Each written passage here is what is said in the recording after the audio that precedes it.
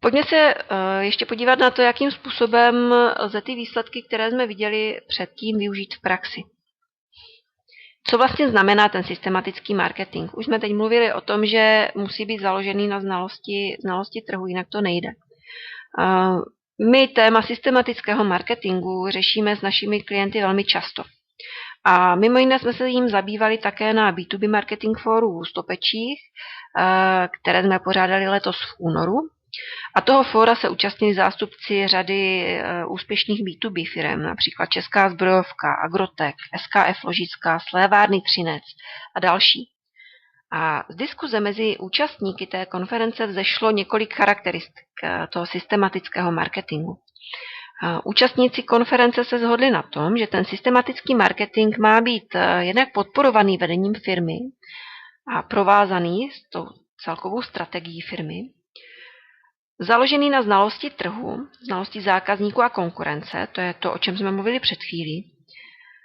Zároveň se mají stanovovat konkrétní cíle podniku a konkrétní cíle marketingu. A je potřeba si uvědomit také to, že marketing je dlouhodobý a strategický. Že ty výsledky nepřichází hned.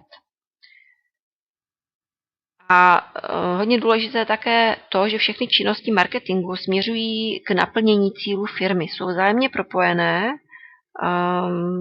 a směřují k naplnění těch cílů. A hlavně účinek těch marketingových aktivit se vyhodnocuje, měří se ta efektivita. A my k tomu ještě dodáváme, že na marketing musí být vyčleněný dostatek financí, které jsou považovány opravdu za investici, ne za útratu. V marketingu je dobře plánovat nejenom výdaje, tu stranu marketingového rozpočtu, co do výdajů, ale také co do příjmů. My musíme plánovat, že investujeme do marketingu určitou sumu a za to chceme ale výsledky. Chceme vidět konkrétní poptávky, chceme vidět konkrétní uzavřené obchody. Co se týká toho marketingového rozpočtu, tak ideálně vidíme rozpočet na marketing ve výši nad 1,5% obratu. A není to nějaký náš výmysl, protože když se podíváme na souvislost mezi výší marketingového rozpočtu a obchodními výsledky firem, tak vidíme, že pokud se marketing dělá dobře a dává se do něj více než 1% obratu, tak se firmám daří výrazně lépe a roste jim obrat. Vidíme to na tomhle grafu. Já se omlouvám, rozhodili se tam procenta, jsou tam desetinná čísla, ale ty výsledky jsou jasné. Jak už jsem říkala, setkáváme se s tvrzením, že marketing utrácí, že není investicí, ale jak jsme viděli v těch předchozích analýzách, tak to tak není. Marketing, pokud je dobře dělaný, dokáže firmě přinést reálné obchodní výsledky. A nutné ale říct, že dostatečný marketingový rozpočet je základem, není samospásný. My tady vidíme, že firmy, které dávají do marketingu rozpočet více jak 1% obratu, tak těm rostl obrat v minulém roce zhruba o 5%, kdežto firmy, které dávají těch 0 až žádná celá 24% obratu, tak těm rostly jejich firemní tržby obrat o necelé procento. Jak říkám, není to samospásné. Jak jsme viděli na struktuře těch marketingových aktivit, tak nejúspěšnější B2B podniky používají ve stejné míře ty samé marketingové nástroje. Rozdíl ale je v koncepci a v tom obsahu. Pokud je marketing systematický, tak je založený na znalosti trhu, znalosti zákazníků a konkurence. A díky tomu lze marketingové nástroje použít velmi efektivně a roste obrat firmy. Taky z našich dlouhodobých zkušeností a z té práce s klienty se nám ukazuje, že řídit firmu bez dobré znalosti trhu, zákazníků nebo konkurence prostě nejde. A je to přesně o tom, co jsem říkala v tom příkladu s naším dodavatelem hygienického vybavení. Firmy se často bojí, že pořídit si znalost trhu je příliš drahé. Ano, je to drahé, ale na druhou stranu díky této znalosti podnik dokáže získat nové konkrétní zákazníky a tak se vlastně cena za tu znalost vrátí v podobě těch nových tržeb a růstu obratu. A stejné je to s tím dlouhodobým plánováním marketingové komunikace a marketingových aktivit. Pokud bereme marketing jako investici, tak víme, že jeho efekt je dlouhodobý. Pokud tedy nastavíme marketingovou strategii a zdá se nám, že za měsíc nebo za 2 nepřichází výsledky, tak jak jsme si představovali, tak je, řeklo by se, pošetilé marketingové aktivity zastavit a věnovat se nějakým jiným. Ty úspěšné firmy vědí, že efekt marketingu je prostě dlouhodobý a nemá smysl věnovat na marketing, a proto má smysl vlastně věnovat na marketing ten dostatečný rozpočet. Nemá smysl měnit tu marketingovou strategii, pokud se nám zdá, že v průběhu měsíce, 2 ty výsledky nepřicházejí, tak zkusíme něco jiného, pak se to neosvědčí, zase zkusíme něco jiného. O té dlouhodobém fungování marketingu je takový ten klasický příklad ze společností Marlboro. Tam, když před mnoha lety bylo Marlboro vnímané jako typicky ženská cigareta. A ta firma chtěla změnit tu komunikaci, chtěli více proniknout na trh těch mužských zákazníků a proto využili konceptu a návrhu agentury Leo Burnett, která jim navrhla celý ten koncept Marlboro Mana. Toho kovboje s kloboukem na koni, celá ta scenérie toho amerického západu, řeklo by se, a takový ta chlapská komunikace.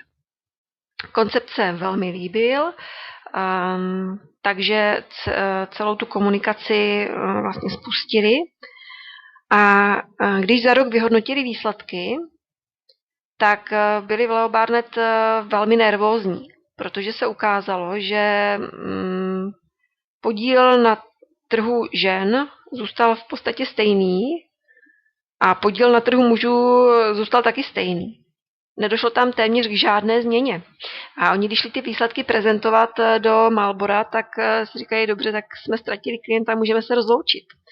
Ale když ty výsledky odprezentovali, tak Marlboro reagovali překvapivě pozitivně a řekli, to je v pořádku, vidíme, že ty výsledky zatím nejsou, ale sami jste nám říkali, že efekt marketingu je dlouhodobý a je potřeba být trpělivý a ta změna nenastává ze dne na den. Nám se ten koncept líbí a pokračujme v něm. Marlboro pokračuje v té komunikaci toho kovboje a toho chlapského přístupu dodnes.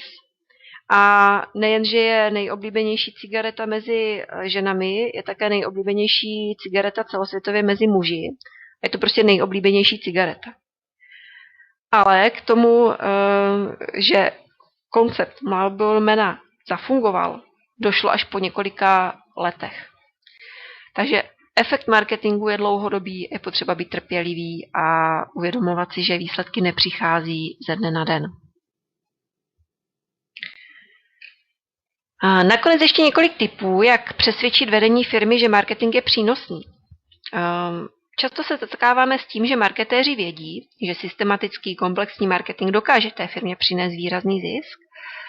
Často ale nedokáží o té skutečnosti přesvědčit vedení firmy. Ta podpora top managementu je opravdu klíčová. Pokud není o přínosnosti marketingu přesvědčený ředitel nebo majitel firmy, bude marketing vždycky hrát pouze tu okrajovou úlohu až za výrobou, obchodem, financemi, IT, logistiku. Bez podpory a přesvědčení top managementu to prostě nejde. Z rozhovoru s našimi klienty i s jinými našimi spřízněnými firmami jsme zjistili, že mohou fungovat tyto metody. Může fungovat podsouvání vhodných informací o tom, že se ten marketing vyplatí. K tomu můžete využít nejen výsledky B2B monitoru, kde máte pěkně zpracované ty grafy a ten průzkum probíhá už několik let a výsledky se neustále opakují a potvrzují. Ale můžete využít také to, že někdo z vašich dodavatelů, odběratelů ze spřízněných firm dělá marketing dobře a oplácí se jim to. Sbírejte tyto informace, pište si to někam do notýsku a ve vhodnou chvíli podsouvejte ty informace vedení. Je to taková dlouhá cesta, mravenčí práce, ale může to dost fungovat.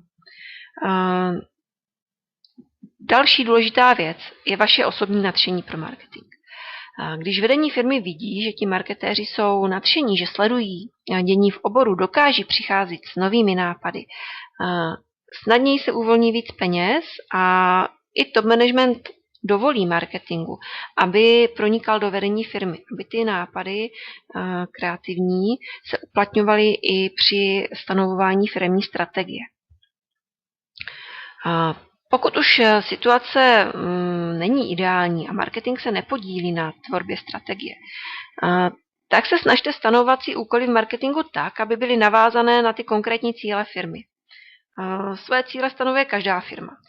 Zkuste i vy navázat marketingové kroky na konkrétní cíle firmy a můžete pak ukázat, že pro splnění toho konkrétního podnikového cíle jste stanovili takové úkoly pro marketing, udělali jste tyto konkrétní kroky a pokud ty sledované ukazatele firemní porostou, tak už zase máte napůl vyhráno. Řada marketérů nám potvrzuje, že vlastně marketing u nich ve firmě došel uznání až ve chvíli, kdy byly vidět první výsledky. Kdy se ukázalo, že zákazníci je znají více, znají podrobněji jejich nabídku, přichází jim konkrétní poptávky, že marketing dokázal vytvořit takovéto chtění. Marketing, často se říká, že marketing je vlastně vytváření chtění. A v okamžiku, kdy jim začaly chodit aktivně poptávky nebo se lidé začali více zajímat o jejich firmu, změřili si i vyšší znalost, tak teprve poté vlastně marketing došel toho uznání a vedení firmy dokázalo uvolnit více peněz. Pro vás to může znamenat to, že si můžete stanovit konkrétní nějaké měřitelné cíle a ukazovat vedení, že je dosahujete. Ty cíle nemusí být nijak velké. Může to být třeba získat z webu nebo z profilu na sociální síti 50 poptávek měsíčně.